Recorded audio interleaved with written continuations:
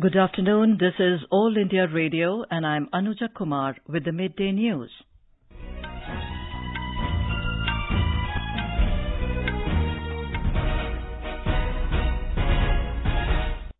The headlines. Lok Sabha discusses no confidence motion against the government. BJD MPs walk out of the House ahead of the discussion. Shiv Sena to abstain from voting. TDP initiates the discussion, charges NDA regime of making empty promises to Andhra Pradesh. Congress President Rahul Gandhi criticizes the government for failing to create jobs in the country, alleges it misled nation on Rafale deal. Prime Minister Narendra Modi to embark on a 3-nation tour to Africa from Monday. WhatsApp to restrict simultaneous message forwarding to 5 chats in India. India to host 2+2 dialogue with US in September on bilateral, regional and global issues. And in the Archery World Cup Stage 4 in Berlin, Indian women face France for a gold medal clash tomorrow.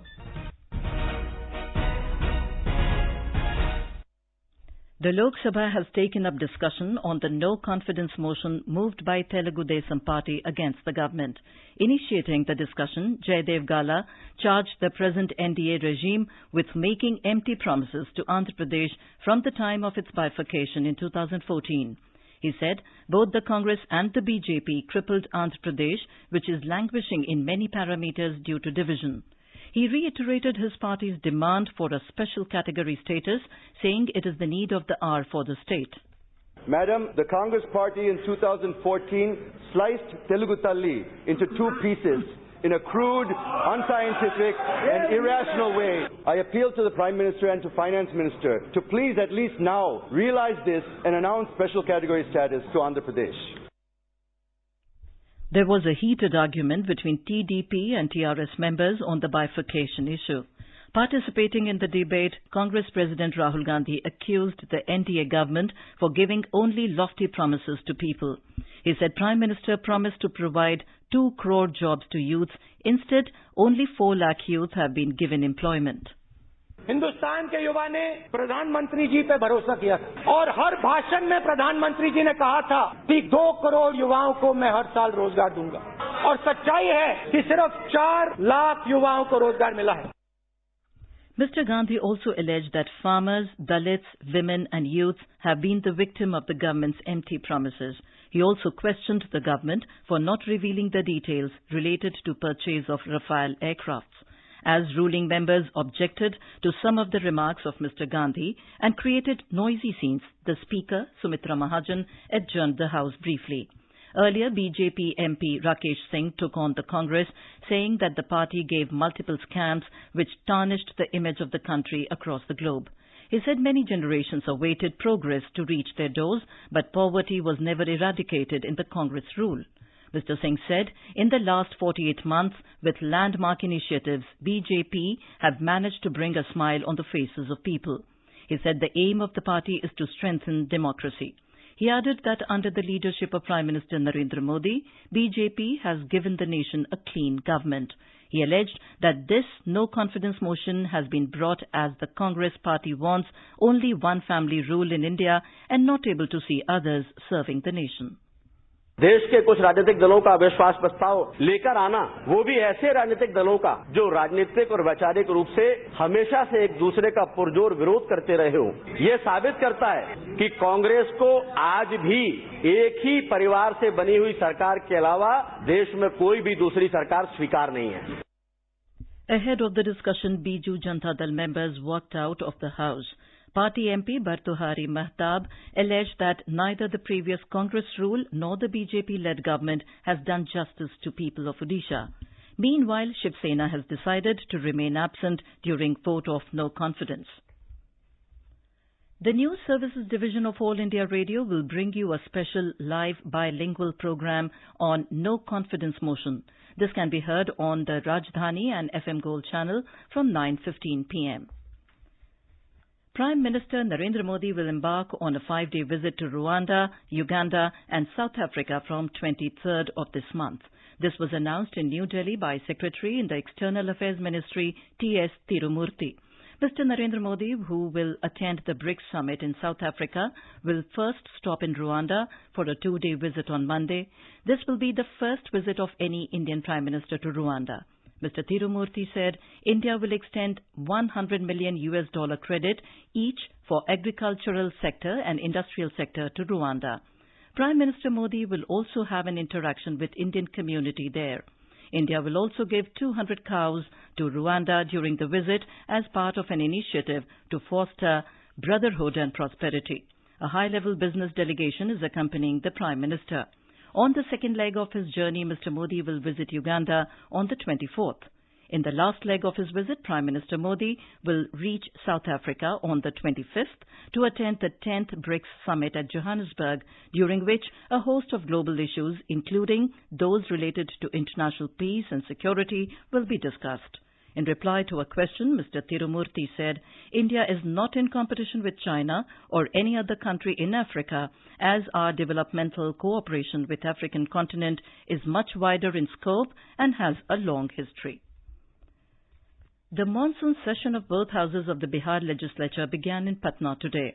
The session will continue till 26th of this month and it will have 5 sittings.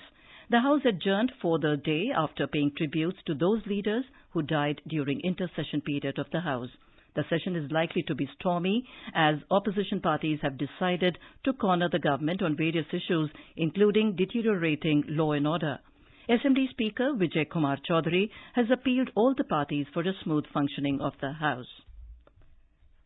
The 20th batch comprising 1,753 Amarnath pilgrims left base camp Jammu around 3 a.m. this morning in a cavalcade of 56 light and heavy vehicles amid tight security arrangements.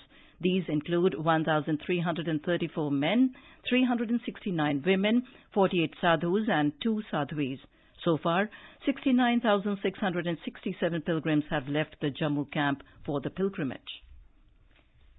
The truckers under umbrella body All India Motor Transport Congress AIMTC today went on a nationwide indefinite strike demanding reduction of diesel prices and toll fees.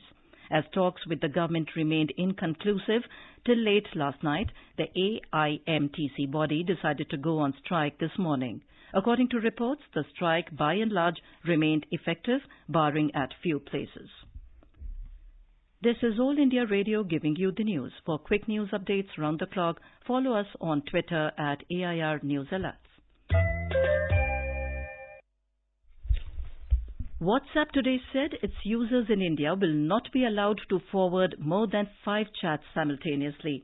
As part of its efforts to reduce circulation of fake messages on the platform, the company said that it will remove the quick forward button that appears next to media messages.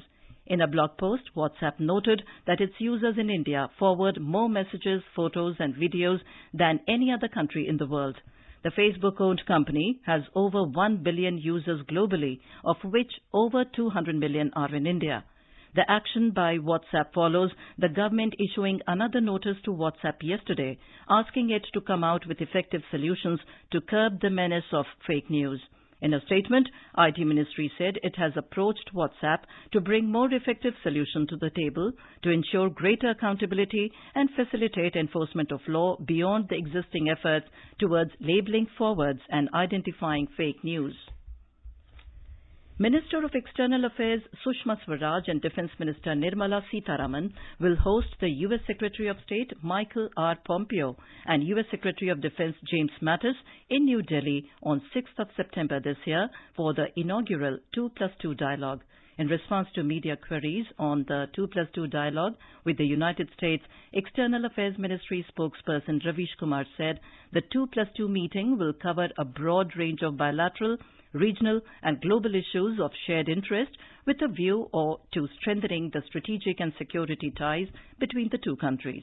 He said this new dialogue format is in pursuit of agreement reached between India and the US during Prime Minister Narendra Modi's visit to Washington on 25th-26th of June in 2017. Secretary of State Mike Pompeo and Defence Secretary James Mattis will travel to India to participate in the dialogue U.S. State Department spokesperson Heather Nauert said that both nations will discuss strengthening of strategic, security and defense cooperation as both the nations jointly address challenges in the Indo-Pacific region and beyond. The dialogue is seen as a vehicle to elevate the strategic relationship between the two countries. Mission Indradhanush is one of the prime flagship programs of the central government. Through this program, Government of India aims to reach each and every child under 2 years of age and the pregnant women for providing them with full immunization with the objective of safeguarding and preventing them from preventable diseases. In Mizoram, the immunization drive under Mission Indradhanush is going on effectively with remarkable success. Here is a ground report. Special intensified mission Indradhanush under Gram Swaraj Abhiyan is being conducted in selected 382 villages under all of the 8 districts. Under Gram Swaraj Abhiyan mission Indradhanush, Mamit district of Mizoram has completed 1 to 3rd round of its immunization campaign. Under Gram Swaraj Abhiyan, number of target children was 295. Out of this, 37 were vaccinated as fully immunized children for the first time in the state. Mrs. Rinengi, a mother of 4, a beneficiary of the program in Aizawl district, appreciated the effort. My kids are covered by vaccine, which I wasn't even aware of before, and I took 2 of my kids to our local sub-center for their vaccination. My kids are now fully immunized and I am very thankful for this. State Health Department is also taking help of several social service and voluntary organizations to create awareness among the people living in remote areas. Irene, AIR News, Aizawl. India saw a major reduction in the number of new HIV infections and AIDS-related deaths. According to UN report in India, new HIV infections dropped from 1,20,000 in 2010 to 88,000 in 2017. The report further said that AIDS-related deaths reduced from 1,60,000 to 69,000. It also said that the persons living with HIV came down from 23 lakhs to 21 lakhs in the same period. The Joint UN Agency on AIDS, UNAIDS report titled Miles to Go, Closing Gaps, Breaking Barriers, Righting Injustices said Asia and the Pacific regions have made strong inroads with its HIV response. The report also added that India has an approved social protection strategy, policy or framework that is being implemented. Sustained and focused efforts to reach key populations have led to major reductions in HIV infections in Cambodia, India, Myanmar, Thailand and Vietnam. The report, however, noted that the epidemics were expanding in Pakistan and the Philippines. Benchmark domestic stocks today snapped 2 sessions, losing trend in afternoon trade amid mixed global cues. Gaining for second session this week, Sensex at Bombay Stock Exchange climbed 117 points to 36,468. Nifty at National Exchange also surged 42 points to touch 11,000 mark. Rupee in afternoon deals at Forex market appreciated 16 paise to 68 rupees and 89 paise against the US currency. In the Archery World Cup Stage 4 in Berlin, Indian women face France for a gold medal clash tomorrow. Indian women team of Trisha Deb, Jyoti Surekha Vietnam and Muskan Kirar storm into the final, stunning top seed Turkey. The trio showed nerves of steel after a tied opening set to beat the fancied Turkey 231-228. Earlier compound archer Abhishek Verma sealed a berth in the World Cup finals but made a third-round exit, losing to 35th seed Akbar Ali Karbayev of Kazakhstan. Ousted South Korean President Park Geun-hye was sentenced to 8 more years in prison today after being found guilty on charges of causing loss to government funds and interfering in the 2016 parliamentary elections. She was found guilty by a lower court in April of separate charges including bribery, abuse of power and coercion. And now, before we end the bulletin, the headlines once again. Lok Sabha discusses no confidence motion against the government. BJD MPs walk out of the House ahead of the discussion. Shiv Sena to abstain from voting. TDP initiates the discussion, charges NDA regime of making empty promises to Andhra Pradesh. Congress President Rahul Gandhi criticizes the government for failing to create jobs in the country, alleges it misled nation on Rafale deal. Prime Minister Narendra Modi to embark on a 3-nation tour to Africa from Monday. WhatsApp to restrict simultaneous message forwarding to 5 chats in India. India to host 2+2 dialogue with US in September on bilateral, regional and global issues. And with that, we end the midday news.